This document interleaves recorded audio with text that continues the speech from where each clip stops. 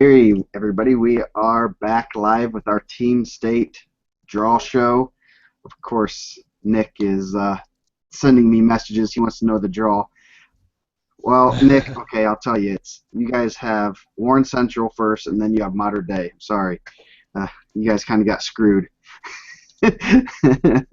So, just kidding. We hope everyone had a great holiday and hope everything is going well. It's a fun week coming up. We have Al Smith, Connorsville, Mooresville, North Montgomery, Mater Day. Mater Dei. I'm probably missing like six tournaments, but there's a lot of other tournaments that are going on this week, and then obviously the reason we're here is the Team State. So we got Mike Reiser, the individual rankings guru. He's going to help analyze some matchups from the individual side, and then Dane Filling, I think I pronounced it right for once. Yep. First time for everything. He's the head of the selection, I guess, draw committee, seating committee, and team rankings guru. So he's spent probably the last week and a half, I think, he said, kind of analyzing some of the data with some of the tougher draws. I mean, obviously there's some that were pretty cut and dry, but some are, 3, I think, top to bottom is as tough as it's ever been in the fourth year. So in other, 2A and 1A, sometimes lack of information hurts him, and I heard some venting from him today. So it's interesting. So we're going to get into it. First, some housekeeping things as soon as I bring up my outline. First thing, one of the interesting things is there are 16 teams doing double, at least that I know of, that I pulled off pretty quickly, that are doing double duty this week. They're at a different tournament, most likely a 2-day tournament, wrestling Tuesday, Wednesday, and then Saturday. So it's a grind week for over half those teams. And 3A, 9 of the 12 teams are pulling double duty.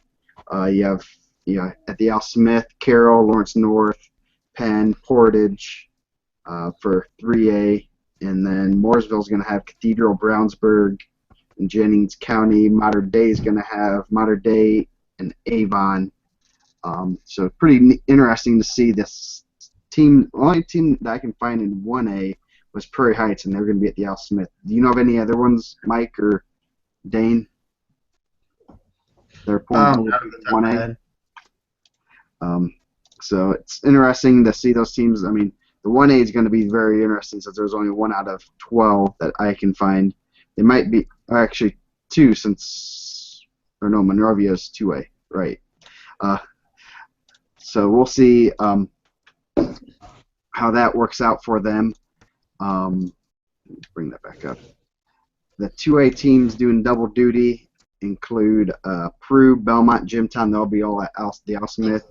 Monrovia and Yorktown will be at Mooresville. Evansville Memorial will be at Mater Dei. And then Northmont will have their own duels, and Lebanon will be at Connorsville, I believe. So pretty neat thing to do that. Second, house cleaning. This is the 4th year of Team State. Been pretty successful as far as being able to bring in the top teams. I think this year we got a really good prognostication. There's not too much beef about teams that are glaringly missing from any of the classes, which is always good. In the history, we'll start 1A. It's been an AC and Busco show so far. AC's won 2. They won the first one over Busco. Next year, Busco beat them. And last year, Adams Central beat Prairie Heights in a pretty good match. Possibly could, I don't know, I guess that we can't see that rematch in the finals. I think that might be in the semis, if you get what I'm saying. 2A has been dominated by Yorktown. Could be interesting this year. Might be the year they get knocked off. I don't know. And then the 3A has been 3 different winners. This year might be the 4th. First year Perry Meridian won it. Second year Franklin won it, and then last year Mater Dei won. So kind of a good mixture of the 3 there. With that, a couple things of note.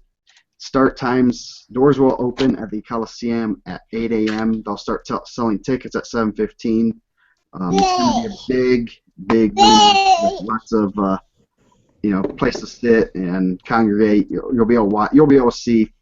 I mean, all 12 mats will be down. You'll be able to see them. I don't know if you'll be able to see who's actually wrestling, depending on what side, or if you're in the middle or the end. But you'll be able to easily watch matches as long as you're keeping track. Everything's going to be on Track Wrestling. The biggest thing that you guys need, everyone probably should be aware of, there will be no live streaming this year. So if you want to watch, unless you want to watch stick figures wrestling on Track Wrestling, you need to probably be there to watch. Or that or Mike or Nick will probably be using WZBD.com. Say that again? WZBD.com. Oh, yes. Radio coverage. You don't trust their internet. No, their technology. They're streaming. The only good thing is I hear the important things they say. So, and if you are wondering, it's $15 for adults and students. So make sure you have some cash with you. If you're bringing a family, you might have to take out a small loan. $5 parking fee, because we are at the Coliseum and they like to gouge you for parking your car and make more money off you. Other than that, weigh-ins are at 7:30, and wrestling's going to start at 9. So it's going to be a fun day. Got to get through Alchemist and such. So and the other events. So we're going to have a busy week. Personally and professionally, Indiana Mat's going to be pretty busy, and so will everyone else. So let's get into the fun part. We're going to start for the 1A, and we'll let Dane talk a little bit about the draw and kind of where he seeded people. Just kind of the format. There's going to be 4 pools in each class, and they have 3 teams each. The winner of the pool will go in the championship format, 14 bracket. Wrestle 2 matches, the semis and the finals. The runner-up will wrestle in a 14 bracket for 5th through 8th, and then the third place teams will wrestle 1 match, so they'll only have 3 total matches, and they'll tie for 9th place. So kind of just so you guys kind of understand. So the way the pools work, the pool A is going to be the 1 seed and the 8th seed and an unseeded team. Pool B is going to be a 4 and 5 seeds and an unseeded team. Pool C is going to be a 3 and 6 and an unseeded, and then Pool D is a 2 and 7 and an unseeded. Pool A and B will meet up in the semis. Pool C and D will meet up in the semis, so that virtually you can get the 1 and 2 in the finals. That's how it's going to work out, right, Dane? That's how it's going to work out. Or your money back. Dane's going to be. Yeah, it's one of the worst positions to be in. Every year we do this, I always root for no upsets. It makes it not a whole lot of fun. You're rooting for the top teams to always win so that you don't look bad in the when it comes to the seedings. But it always changes, because the lineup that someone gives you for their team, it never fails that they'll make a change and then they'll lose, and people will say, well, you seeded them ahead of them. Well, that wasn't the lineup that we seeded, or someone gets hurt. There's a lot of variables. Yeah, there's a lot of matches, like you said, to be wrestled before January 2nd too. Oh yeah, I mean, like I said, the grind of wrestling 2-day tournament, Al Smith, Mooresville, Modern Day, whatever. You can get kids banged up a little bit or hurt, or I mean, and even one of your top guys, it could be a 9 to 12 point swing, and that's big when you consider, especially some of the levels that, that's a huge, you're talking 1 match is the difference between finishing top 4 or 9th for that matter. So let's go into and for some guys that don't have a lot of matches in, they're from the time we seeded them, there's 7 or 8 matches under their belt now that have changed their season from the guy we were looking at on December 20th to the guy that steps onto the mat January 2nd. He might be having a whole different year after 8 or 10 matches in the tournament before Christmas or after Christmas too. Yeah, definitely. I know a couple of teams. I know, like Monrovia at 1A. They they won state football, so they're still getting their feet underneath them. And I'm sure because I know they have a bunch of football players, and kids are still getting Yes. down to weight and things like that. So and obviously Prairie Heights doesn't have to worry about that, but there's some other teams that Adams Central made a deep run. So did Belmont. I know you're starting to kind of get their feet underneath them, and right now you're getting in the toughest part of your season. So it should be interesting to see. We will go over the 1A bracket right here. Here we have it. I will leave it up here. Go over it. Pool A is number 1 Prairie Heights, Centerville, and Bremen. The parentheses for Prairie Heights is their overall rank. They're 10th now after a pretty good week. Pool B's Knightstown, Adams Central, and Triton. Pool C, Oak Hill, Monrovia, Attica, and Pool D is Southmont, Delphi, and Churubusco. Talk to us a little bit about kind of past Prairie Heights. Everyone kind of knew that was where they were landing. What's the thought process on everyone's where they landed? Yeah, well, I mean, the biggest task, or at least the first task for us as the committee, is just trying to get these teams on different tiers. Obviously, Prairie Heights is in that top tier. There was no one else there with them. Initially, we started out with the second tier of 4 teams, which was Southmont, Oak Hill, Knightstown, and Adams Central. It didn't take long for us to get through some comparisons and some commons and to find Oak Hill and Southmont as the top of that class. And then from there, it was sort of a matter of looking at schedules.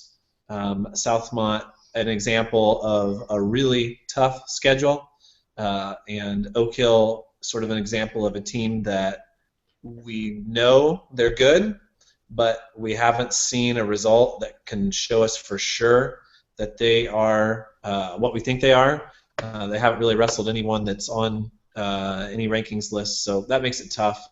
Not that that got them the 3 seed automatically, but when we ran Southmont against Oak Hill, we definitely had Southmont running ahead of them. And then from there, we ran comparisons between Knightstown and Adams Central. They didn't really have many commons.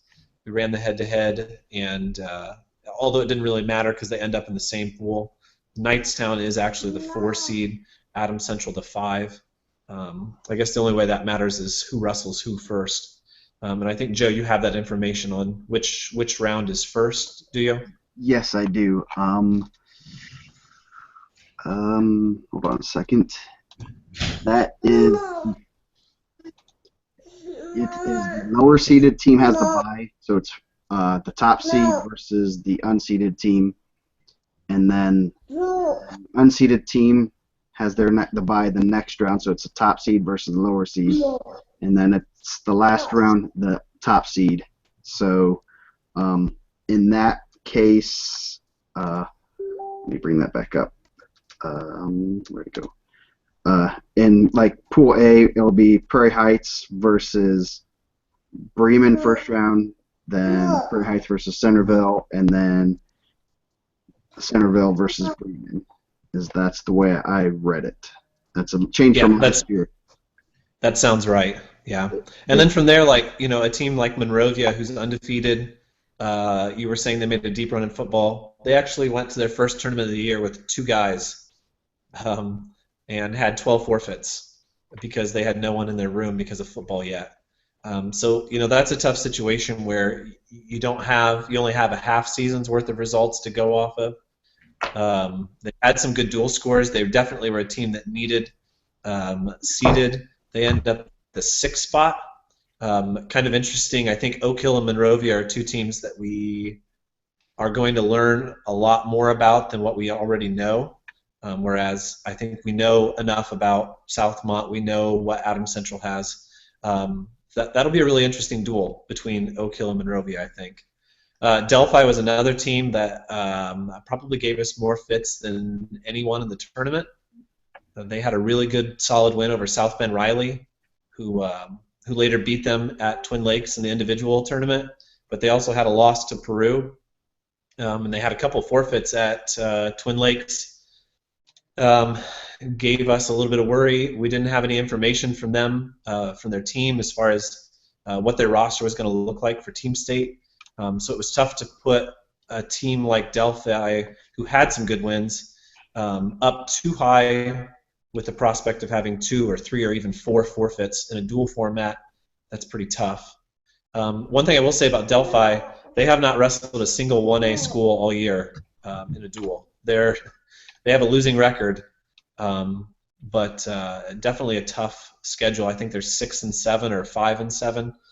The last time I checked. So that's a team too that I'm not sure if they have enough to beat Southmont, but they definitely could end up higher than 7th when you take a look at them. The other 4 unseeded teams, Bremen's got a pretty decent team this year. We didn't know much about Triton or Attica other than what was sent to us. The dual meet scores, the commons, didn't tell us a whole lot, but there might be room there for Attica to take a run at Monrovia, or maybe Bremen at Centerville. I'm not sure. But I think what we got is we've got a pretty good set of semifinals. Prairie Heights against either Knightstown or Adams Central. I think that'll be a really good duel, Knightstown and Adams Central. And then Oak Hill and Southmont, I think, will tell us probably who's second best. And then I'm not sure it's going to be much of a finals, but still a really competitive 1A field, I think. Yeah, 1A is definitely one. I mean, I just remember that first year I went down in Adams Central and Churubusco. They really got into it and really, I mean, were excited about winning and came down to that last match. Just kind of neat to always see that kind of stuff. Whether it's a team state duels or it's, I mean, I know we had some good duels with Westfield and Zionsville, and it's good to, for the kids and good for the, fans that are there to watch a good duel, and every kid, every match counts, and you never know who's going to step up, so it's always neat. 1A, Mike, any comments on some matches you're going to or some kids you're going to watch 1A? One thing I know about 1A, there probably aren't as many guys ranked, but there's some kids you probably want to keep your eye on. You're probably the Levitz brothers are ones you're going to pencil in. Some other guys at 1A you're looking at? Yeah, I'll get to see those guys at Al Smith a little bit too, the Levitz brothers, and some of these other Prairie Heights guys. I know everyone's saying they're really tough top to bottom, so I'm excited to see that. But 1A is going to be a lot of teams I don't really get to see too much. I'm not going to see a lot of Centerville. And I know they had Isaiah Michaels and Javon Phillips and Isaiah Phillips, the 6 or 13. So they got some solid kids. Don't know too much about Knightstown. I know they got a good 220. They got a good 126. So they'll have some guys. I know Triton has a good little guy, Malachi Green. I'm excited to see the Little McCubbins and Owen Perkins. I haven't got to see too much Owen Perkins. I know he's a state qualifier from 2 years ago, but I haven't seen him. But I know the Little McCubbins is tough. So I saw Southmont at the Trikoff, and I think those guys are always really tough. So I'm excited to see them and see how if they can make it that far, to see how they match up with Prairie Heights. I know they've made some lineup changes where they had Boone Welliver at 45. Now he's at 32, which, that's a huge jump. He's already a pretty strong kid, but I know that's a good move for him. I know Boone's solid. I know they got Connor Moore. They got Worm, Alex Greeno. So they're kind of like that same thing where I feel like kind of Cathedral. They have 5 or 6 really good kids, and they can be competitive in any duel. So just a lot of guys I really haven't got a good chance to see. So and they bring a lot of excitement. I know when I went 2 years ago, that was the fans were more into the 1A than any other thing. So I'm excited for that. Sounds good. Any other comments, Dane, on 1A? Any? I mean, I know we're sitting here. I mean, 1A is going to be the Prairie Heights show. I mean, they're pretty tough, top to bottom, especially as a dual team. Any other last words before we move on to 2A? No, I just think this is what the event is all about. The 1A duels. You've got a lot of these teams who would never get any recognition outside of this classed event. Last year, the title came down to, and I've talked with several people about this, the 1A title came down to 2 guys wrestling who probably, or I don't know if probably is the right word, maybe, wouldn't even be wrestling had it not been for this event. He had 2 kids with losing records and a state title on the line. I think that's really cool because I think those kids are working, going to practice every day and working hard just like everybody else. And it's neat to see these teams get some recognition, and it's competitive. And a 36-36 match is just as competitive in 1A as it is in 3A. It's just as exciting, and it really sort of shows us the value of the duel. Yep, definitely. So we'll move on to 2A, which has been the Yorktown show for the last 3 years. They lost a bunch of seniors and kind of reloaded a little bit. Do they have enough? Belmont was one that we were looking at as possibly knocking them off. They've had some injuries and a little bit of bad luck, so it's going to be interesting. We'll go over that right now. The 1A or 2A bracket. Number 1 seed is Yorktown versus Yorktown. Number 8 is Evansville Memorial and Mount Vernon Posey. They've all seen each other pretty much. I think Yorktown already wrestled Mount Vernon, and I think Evansville Memorial and Mount Vernon have wrestled. So good draw there. Pool B is Leo and Jimtown with Lebanon. That'll be a good pool. And kind of Lebanon's always pretty tough. I don't know exactly where they land, but that's going to be a pretty competitive pool, I think, just from looking at it. Pool C, another competitive one, Delta, North Montgomery, and Peru. And then Pool C is Belmont, South Dearborn, and West Lafayette. I'll let you take it over, Dane. Yeah, this was another one where we just tried to tier the teams, going off the common scores. We had a hard time getting anyone but Yorktown at the top. They had some pretty decent wins over Adams Central, over North Montgomery, and some other common scores with New Haven and a few others. It just became pretty obvious that they were going to be the number 1 seed from there. We ran Belmont versus Delta and came out with Belmont on top. I'm trying to think. I don't think off the top of my head there was a common between Belmont and Delta, so it sort of came down to Triton Central, but that didn't really tell us a whole lot. So from there it was just sort of looking at lineups. But once again, the 2 and the 3, those are kind of interchangeable, just like the 4 and the 5 can be. I think the way we went is probably we're probably going to get the second best team in 2A in the finals against Yorktown. If it is Belmont that makes the finals, a really interesting matchup. Both teams right now are forfeiting 195, which would make for some interesting moves up and down. But from there, we started to realize that as we went through the teams and started filling in the seed slots, that we looked a little bit biased towards the Fort Wayne semi-state. But the more we talked about it, we decided that we couldn't if we thought that those were the top 5 teams and they happened to be from the same semi-state, that they would have to be the top 5 teams. I'm sure there'll be some grumbling about not enough love from the South, but that's kind of how it goes. I think that Leo's a really good team. The duel that they had with Belmont, Belmont had a guy miss weight and had to bump up, and there was a forfeit there. But that was a really exciting duel and shows that they definitely belong in that top 4. Jimtown's another team that we don't know a whole lot about from a dual standpoint. They didn't have a whole lot of head-to-heads or commons, but they had a win over Elkhart Memorial in the individual tournament that impressed us. So they end up being the 5 seed. And then from there, North Montgomery was the 6. They had a win over Lebanon, which moved them up. They had some other impressive dual scores. That was also one of Southmont's really big wins, now that I think of it, from the 1A talk, beating North Montgomery. But then the 7th seed is South Dearborn. It's a team that I had ranked higher earlier in the year.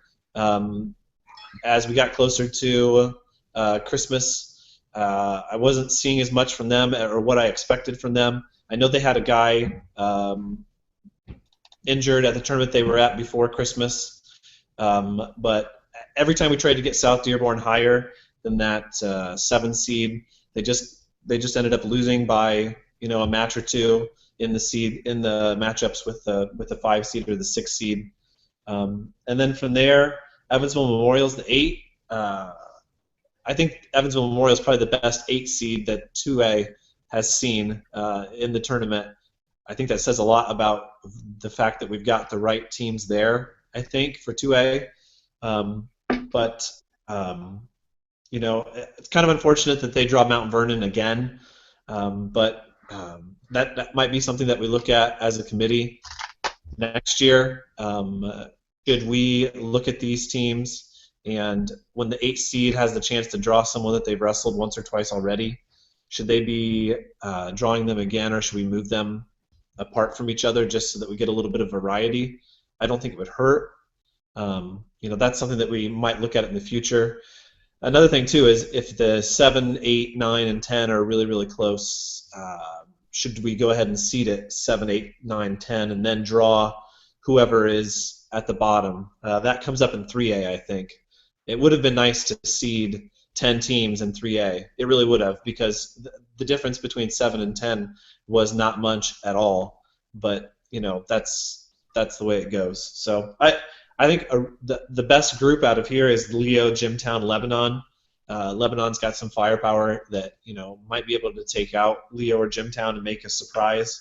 I think the other 3 groups should come through: Yorktown, Delta, and Belmont. But I think it's going to be a lot more competitive than in years past. Obviously, with Yorktown not as good at the top, but all the way through. Yeah, I definitely agree. I see a lot of good matches. I mean, North Montgomery, I know, is well coached. Peru's well coached. Peru, I don't think is as strong as we kind of originally thought, but I still think they can battle with Delta and North Montgomery. Could be that kind of stuff. Could be a matchups type. Peru has some horses, and if they match up well against either of those teams, they might be all make it close. And you never know about when you're talking this kind of level, that 1 and 2A bumping around a little bit can provide a huge boost if you have some horses. So it'll be interesting. Mike, I know this one you're starting to see a lot more kids. You're looking to see who you keeping your eyes on that you don't get to usually see.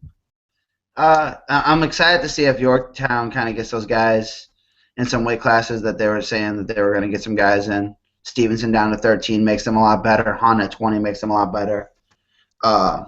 Curtis at 6 makes them better. So it kind of eliminates the lineups. I know they got Laughlin at 45, which is huge for them.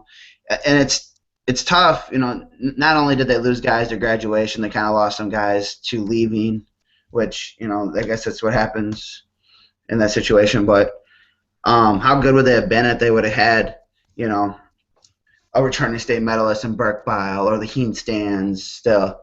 We might not even talk about it being close if they still had, 4 or 5 guys that were really good. Memorial has a couple kids. They have a 13 that's really good, and they have 52. Chance Williams, that's really good. I like to see those guys. Leo, you don't get to see too much Leo, so Lebanon and Northmont, those guys are always, like you said, they're well coached. They do a good job. Lebanon always surprises me there. Northmont, I feel like those guys always scrap. So I think that Northmont Delta duel will be good. Peru has 45, 52, 60. That would be, with anyone, obviously outside of Gray, I think, in there. And then a 95, that's really good. And but I guess it comes down to Belmont, Yorktown. That's an exciting duel because I know those guys are pretty good rivalry going. Yeah. There's going to be no love lost there, I'm sure. And the lineups are really interesting with, like I said, both teams forfeiting 195. are either team going to have someone there at 195 that can fill that role? I guarantee you there will not be a double forfeit at 195. Something's going to happen there. Somebody's going to bump.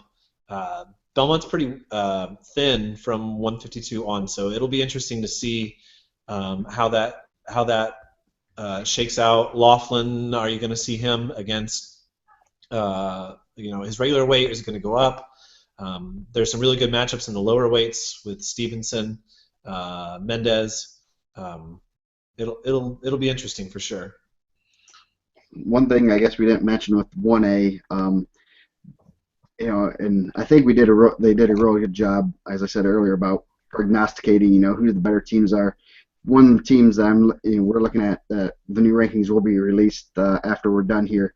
Franklin County is number 18. That's the one the only one that we can see that's really what we'd almost call a glaring omission. Even though, they're right there with all those teams. It was kind of probably big in the hat with that. So, and I know we saw Franklin County first week of the season. They're solid up and down the lineup. So they probably would have fit in pretty well. But at the same time, it wasn't like it's they're not I don't think they're a top 4 or 5 team. They're top 12 by all means. So good job by Maligned and that crew fixing getting all these the right teams there this year. Yeah, definitely. And it's and from Belmont's perspective too, it's tough with losing Carter Free at 195 and going from a state qualifier to a forfeit. Really changes the complexion of the team. As I was putting the team rankings together today, the last time we put the team rankings in, Belmont had a full lineup.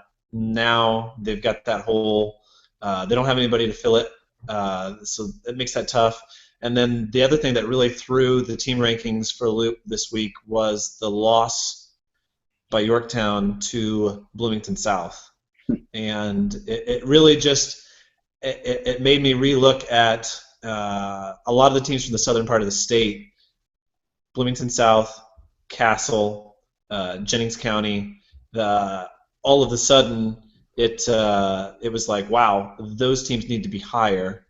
And what do you do with Yorktown if Yorktown lost to Bloomington South and Bloomington South lost to Center Grove? Those were full lineups too. There wasn't anyone missing. So, and the loss to Prairie Heights also made a big difference in where we had Yorktown. So I know I'm going to catch some crap from my home fans for dropping Belmont like I did. I like the rankings to be accurate as of this week, and so you can argue the whole they beat Avon, they beat Cathedral, but as of right now, Belmont doesn't beat Avon and doesn't beat Cathedral, so that's not really the way I look at my rankings. I want them to be accurate. If there's a duel tomorrow night and Belmont's wrestling Avon, I see Avon winning that match. So hopefully Belmont comes out and has a really good tournament at the Al Smith. Hopefully we can find somebody to lose an arm or a leg and get down to 195 to maybe take a forfeit against Yorktown in a perfect world. But we will see. I think Belmont is still very competitive with Yorktown, but I'm not sure that either of them are top 10 teams right now, because I don't see either of them beating any of the teams that are currently in the top 10. So it's tough, but still going to make for a great 2A tournament. Definitely. And one of the things, I was looking at Delta's lineup from last year. They returned all 14 kids, and there's some guys that aren't starting for them. I don't know for whatever reason. Yorktown lost some kids, and we're still pretty good. That's more of a testament to the programs being able to fill in guys that don't come back or hurt or can't find weights. I know some of the kids I'm looking at Delta's lineup that I'm like, I don't know if he could find a weight. If he grew a little bit, he's kind of stuck, kind of things like that. So overall, yeah, and the other thing, Belmont and Delta, the forfeit for Belmont at 195 really matches up well with Delta, in that their 195s doesn't have a very good record. If he ends up taking a forfeit against Belmont, that might be enough to put Delta ahead of Belmont team score wise. So that's an interesting one. 195 all the way through at the top four at 2A. Yeah, definitely. That'll be one to watch. So we will get into the meat, the 3A. We could probably spend 2 hours on this one because this is going to be fun. I don't know. Should we? Well, it took us about 5 hours. So yeah. You look at the one thing we'll say. We'll first start with the teams left at home type thing. Really, there's not many that we can look at. There's about 3 teams that we kind of early on kind of said Carmel, Castle, and Crown Point. Crown Point declined their invitation, so that's kind of a null and void. So Carmel and Castle, I know the committee, Castle had couple of transfers, so that's a reason they're a little bit better than kind of anticipated. Carmel, I think they were in it last year, and I think they maybe a year too early, but they also, they're right on that edge. I think they were in voting consideration. So really, you look at the teams top to bottom, 1 through 12, probably the best as far as getting as close to the top 12 teams ahead of 6 months ahead of time, actually about 10 months ahead of time into the event. So pretty good, another pretty good job. We don't have any, Portage fans aren't beating down the door saying they should somehow be the magical 13th team and things like that. So they're actually in it this year. One of the first region teams, Mike. You got some representation finally. So it'll be fun. Here is the bracket, and we will go over it. Make sure I share it for everybody, because I guess I wasn't. Pool A, Warren Central, Avon, and Jennings County. Pool B, Mater Dei, Portage, and Hamilton Southeastern. Pool C, Perry Meridian. Actually, Pool C we call the Death Pool. Perry Meridian, Penn, and Cathedral. Pool D, Brownsburg, Lawrence North, and Carroll. So this was a lot of fun. Brownsburg moved up to number 2. It's going to be interesting seeing these all work out. I have a feeling there may be an upset or two, but it'll be a good pool. What's your comments there, Dane? Well, we spent the most time on 1A, and really we spent the most time on 2 through 6. We didn't have any discussion really on 1. Warren Central was pretty obviously there, but we basically ran projections on every matchup 2 through 6. And there were a couple of times where we put 3 teams on paper together, and all 3 teams went 1-1 against each other. And then we were like, oh, now what do we do? We don't have one of them to pick out. But as we cycled through them, it just became pretty obvious that Brownsburg has the most solid lineup, I think, of all of those teams. Mater Dei's got question marks, obviously, with Lee out, and a couple of guys that they were counting on at the beginning of the year. They weren't going to be in consideration for the 2, but we had them in there for the 3 and the 4 as we went through it. Perry's really tough overall. Penn, their lineup's always, going back and forth as you head into this tournament, so it was hard to pin down exactly what their dual results meant. We looked at a lot of commons. We ran a lot of projections. In the end, it just came out that Brownsburg seemed to make the most sense, and I really do think that Brownsburg and Perry are the 2 best dual teams out of that 2 through 6 range. Whether or not they'll prove me right, I don't know, next Saturday. I hope that they do, because I think that's what's going to make for the best semifinals. I think Mater Dei and Portage are perfect at 4 and 5. I think one of those 2 teams has a really good chance to go after Warren Central and maybe win 5 or 6 matches. But I really think Warren Central will walk through this one. I may be wrong. From there, I am guessing that Penn is going to be disappointed at number 6. That was tough, and then obviously getting Cathedral as the unseeded team in their pool is is tough. But I guess that's the way the format works. There'll be 3 great duels in that pool, and then even the losers bracket semifinals from Pool C and Pool D will be pretty competitive. Carroll gets their revenge at Lawrence North. If they win that duel, they can consider themselves the 7th seed and move on to the duel with Brownsburg. No, which one's first? Brownsburg and Carroll. Carroll is okay. Yes. Yeah. So there's going to be a little. There's gonna Joe be, versus Nick. It's not going to be pretty. I'm going to tell you that much. I think it should be a match between Nick and I, and that should determine the duel. I mean, that's the only fair way. That would be interesting. We'll both be in singlets too, so that'll even be more interesting. All the eyes would be on us, I think. Right. Yeah. But anyways, the projections that we ran, it was interesting. Brownsburg seemed to have the most separation between the other teams that they were around. When we ran their comparison with Perry, we had them winning 8 matches, I think.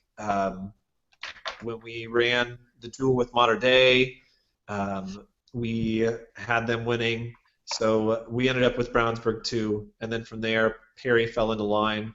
We had Perry over Portage 28-27 in our comparison duel. They wrestled each other in that individual tournament, and we tried to use those matches best we could to compare. When we ran Perry against Mater Dei, it was 31-29, I think.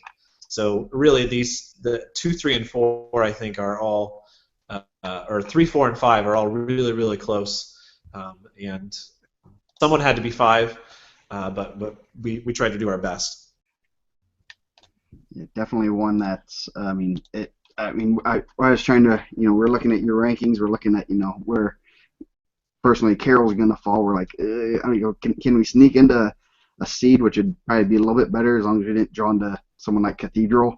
That's kind of the thing with 3A. The 7, 8, 9, 10 was pretty close. I mean, we lost to Lawrence North by 3, and we didn't have our full lineup, which is definitely a 3-point swing. But at the same time, I can't see that we lost to them. So I mean, it's hard to put Carroll over Lawrence North. I mean, so we're kind of hoping that they pulled through some wins over some teams, and teams like Zionsville and Westfield that we wrestled to pull through and beat some other teams in that area to kind of help our stock a little bit. So it's definitely seems like 3A was at least a little bit easier to get information because you had a lot of most of the teams wrestled a lot of good matches. Is that correct? Yeah, I mean there were still 3A teams that didn't submit any information. I'm not going to name which ones they were, but it was the same one as last year. So it is what it is. And especially when you have a team that's lineup is everywhere and is never the same week to week, it makes it really tough to know when you're putting them on paper against a team that they have no head-to-head and they have no common with. It helps a lot to have a full lineup and to know who would wrestle where.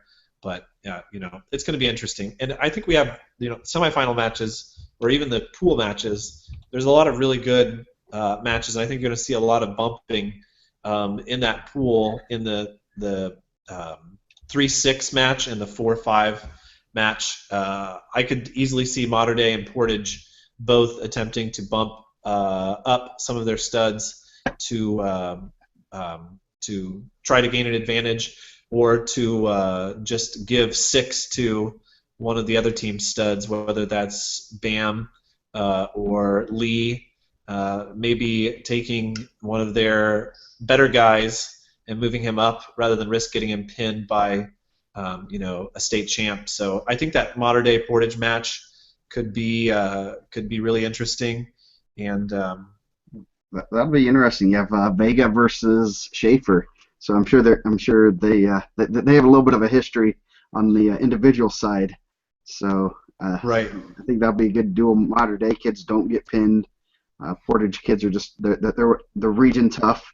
They're gonna be in your face. So that'll be a good duel. Kind of a contrast of styles. Mater Dei is a little bit more of a kind of grinder type style, and Portage is gonna kind of high energy, high. So that'll be a fun one, and it'd be fun to see Bam and Lee. So and Joe Lee. That'd be fun to watch. Mike, I know you've probably seen some of these teams. You're probably not gonna you don't get to see a lot of the teams like Avon and such. Who are you looking at? Any big matches right off the bat you're kind of hoping to see? I mean, these are more teams that we're kind of familiar with. We see a lot of them.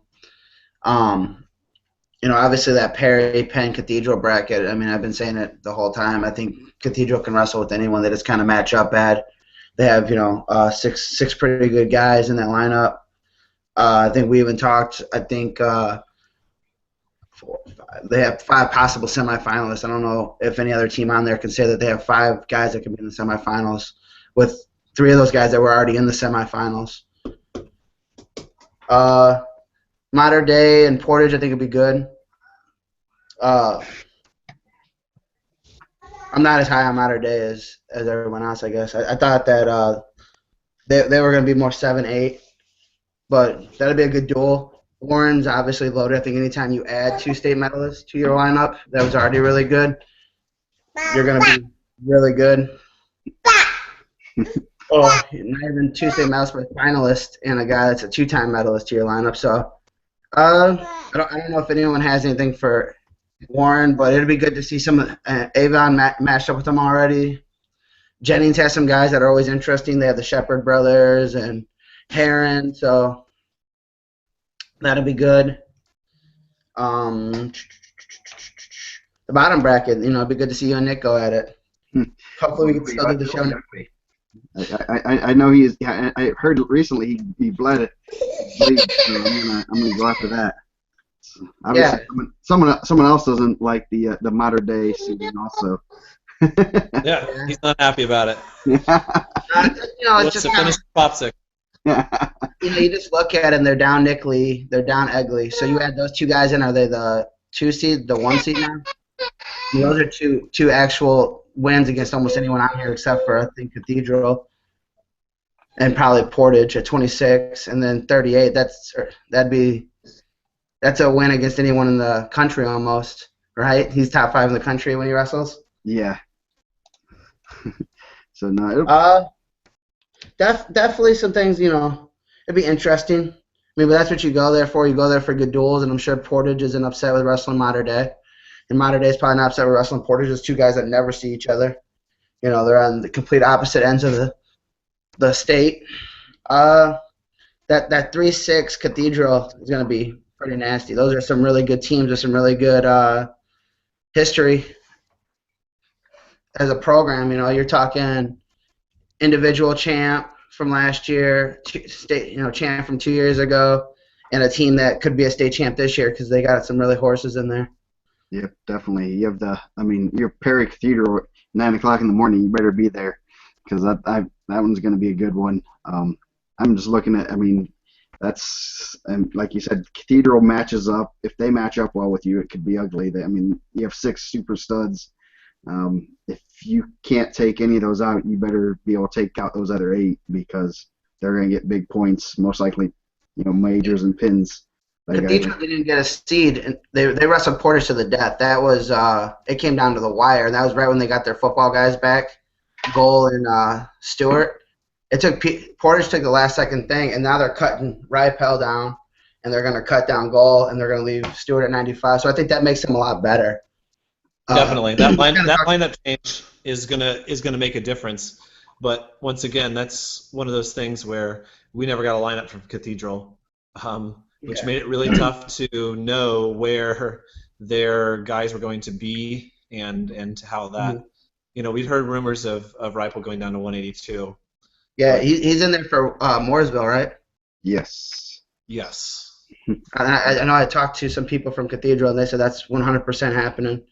So you're talking Wozniak, Slivica, who beat a semifinalist. 20 is kind of down. 26, you got a semifinalist twice. 32, you got a semifinalist. It's pretty good. Yes.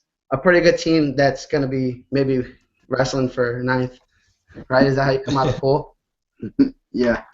So then, I look at it and I'm trying to figure out how do you not let them get ninth. I mean, it's kind of hard how you gonna finagle this unless you kind of go to 16 teams. But we'll see how how they do. I mean, I'm Penn, and those are two meat grinder matches right off the bat, and then you got two more. You're gonna Penn and Perry and Cathedral. Whoever wins that's gonna probably get into Brownsburg, and then Warren, Portage, or Mater Dei. So Don't talk your team down, man. You guys have a shot. Come on, it could be Carroll. What did that Carroll? I don't want to put a bullseye on us. I just know we'll beat Nick in Brownsburg, and I'm gonna I'll give him some. We'll get a. I mean, I'm taking the belt. I'm going after the belt. There's no question. Belt's on the line. Yes. How crazy would it be if Lawrence North comes out of that threesome? Can you guys, we've been praising Seltzer the whole year. Like, this is when he turns it up, right? Yeah. No, they have a good lineup. I mean, top to bottom, they're pretty tough, especially up top. You gotta kind of like Cathedral's horses. You gotta weather the storm, and if you can weather that storm from pretty much 70 on up, you can hold your own against them. It's not giving up those pins and stuff, which is, I mean, that's going to be the difference in almost every one of these duels is bonus points. What team's going to get bonus points, who's not going to give up bonus points. I mean, you talk about Mater Dei and their history at Team State is they don't give up pins. Those kids will fight till the. I mean, that's I don't know. Has a Mater Dei kid ever been pinned? But it's one of those things that you can't look past kids that just don't get Chasing knows, right? Yeah. So those guys show up. Yeah. And that's what's tough about Mater Dei too is they've got 7 guys who've at least qualified for semi-state on their roster, and then they've got I think 4 or 5 guys who so far this year are either 8-1 or 9-0. How high do you rank those guys without knowing much about who they've beaten? And like you said, how many? I mean, for 20 years we've been seeing Mater Dei not get pinned in big duels. If I've got Guerrero from Portage against a kid who's first year varsity from Mater Dei and he's 8-1, those are the types of matches that are just really tough to call because you know that the guy from Portage is back, but what do you know about the guy from Mater Dei? So Guerrero was he placed at the DAC, he's a middle school state champ. I mean, I don't know what they're running off for Mater Dei. He's pretty good. Yeah, it's tough too because Portage's schedule is a lot tougher than Mater Dei's too. You got a guy like Guerrero who's 7-5 so far against a kid from Mater Dei who's 9-0. So those are tough matches to call. Mm-hmm. Yeah. So one good thing, Mike, you're gonna most likely be there unless anything happens. Yeah. Sounds like I'm spending a fortune to get in there too. Yeah. You're gonna need a raise from Indiana, Matt. Is that what you're asking for? Yeah. I gotta go buy some scratch offs so I can make it to this tournament. I didn't know they're gonna charge me $2 for parking the truck. I'll pay for 2 kids and my girl. $60, $65. You're gonna have to. More than I went to the movies today for. It might be cheaper to go to the movies. It was cheaper today to go to the movies. I'm sure my kids would be less entertained. Yeah. The good thing for you, you're getting to come see this. It's probably about the same as going to Indy, but you get to see teams like Mater Dei, and even like Brownsburg, and some teams you're not going to see during the season without traveling a little bit. So I think that's pretty cool for you to be able. I mean, I think it's pretty cool that we're able to bring up all these teams, especially to the northeast corner. God's country, on county. They might kind of pass through Adams County, which is the second most God's country. But should be some good wrestling. Any other comments you guys both have on what you guys are looking forward to for the team state duels? I enjoy the venue that they got. Really, I think that's a great spot to have it. Should be exciting. It should be a good, exciting amount of wrestling. Nick's had to bring it. He sent a picture of him. I got it. Yes. Wearing Indiana match shirt too. Loving it. He's calling me out, so I think we're gonna have to make a deal. I think it just should be Nick versus no holds barred match. Kind of like the movie Troy. Just send out your best warrior. We'll send out our best warrior. Yes, exactly. It could be a ladder match. You have the belt, at the top of the Coliseum, and I mean that might be more entertaining than the actual kids wrestling. I don't think it'll be the first time they had a ladder match in the Coliseum. No, it would not be. They might have some extra ladders that they're not using. Yeah. Dane, any comments from you? Obviously, you're gonna have a little bit shorter drive this year. Yeah, it'll be nice to not have to drive so far, and got a babysitter and everything. So I'll be there with my wife for the whole day. My one comment to end tonight would come from Aligned, actually. Always looking forward to next year already. Pointing out that the dream team that Warren Central has established this year, they've got a lot of seniors, and is the formula going to allow them to get a spot for next year's tournament? I think are there 9 seniors on the team this year? I think so that's they'll right. only have yeah.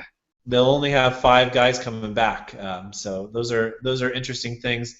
As soon as we get through January 2nd, the focus will turn back on who's going to qualify for next year's tournament, and I think the tournament gets bigger and bigger every year. I think if we can find a permanent venue like the Coliseum, I think that's going to help draw in more people and continuing to advertise and that kind of thing. The only other thing, Joe, we talked about what date are we going to have next year? Are we going New Year's Eve, or are we going January 7th, or are we going before Christmas? That could be interesting. New Year's Eve would be great for everybody. We can leave the tournament, and everyone can just go where I'm going. We'll have a great time. That'd be the state finals all over again. Yeah. Yeah, that's going to be interesting. That's something that, first off, I know the Coliseum is going to be a great venue.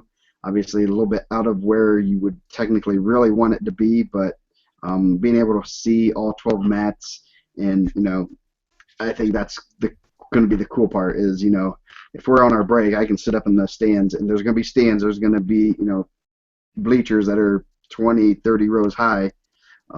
That you can sit, if you're up high enough, you can watch those other matches. You can pull up Track Wrestling and see, oh, so-and-so versus so-and-so is on mat 3 way down there. I can, kind of keep my eye on that match or things like that. So that's going to be cool. The venue is going to be, second to none. It's just not in the India area. So we need to, Indiana Mat needs to build their own, Coliseum type. Marine. Yeah. Powerball, guys. Yeah. Yes. So, and then obviously, like you said, the date next year, that's going to be interesting. The first 4 years, it's worked out semi-well. This year, it's was a little sketchy. So we'll see how that works out. My guess is it might be during the week of Christmas, right, the week before Christmas, maybe that Wednesday or Thursday. And then, depends on where you put, the other. You could have a week between. You could have Team State and then Al Smith and all the holiday tournaments. So it'll be interesting to see how that works out with the powers that be. That kind of stuff is not in my role. I'm kind of glad in this case, but it would be nice to see if it would. It'd be nice if it was like mid-January. I think so that teams could advertise it more within their schools. That way, it's hard to get fans when everyone's been on break for 2 weeks. That type of stuff. So that's just it'd be nice. We clear out, the second week in January. So that's going to be Team State, and adjust your schedules accordingly, that type of stuff. So we look forward to seeing everyone there. Mike will be there. It looks like Mike and Dane will both be at Al Smith also. So it'll be a good little party going on there, right? I think so. So that's some great wrestling going on. Some great wrestling going on this week. I'm excited. Don't really get more excited other than the week out of semi-state and state. That's the next week we're going to look forward to after this. Semi-state draws. Everyone's been excited about the team state draws. Where's such and such team? Where are we at? And I was crossing my fingers Carroll would not getting a death pool like Cathedral and Penn and Perry. So, and we didn't not totally death pool, but we got our work cut out for us. So with that, we will probably be back probably a little over a weekish after we recover from the grind week, and we'll have lots to talk about. And we wish everyone a happy New Year, and we'll see you guys at Al Smith and Team State.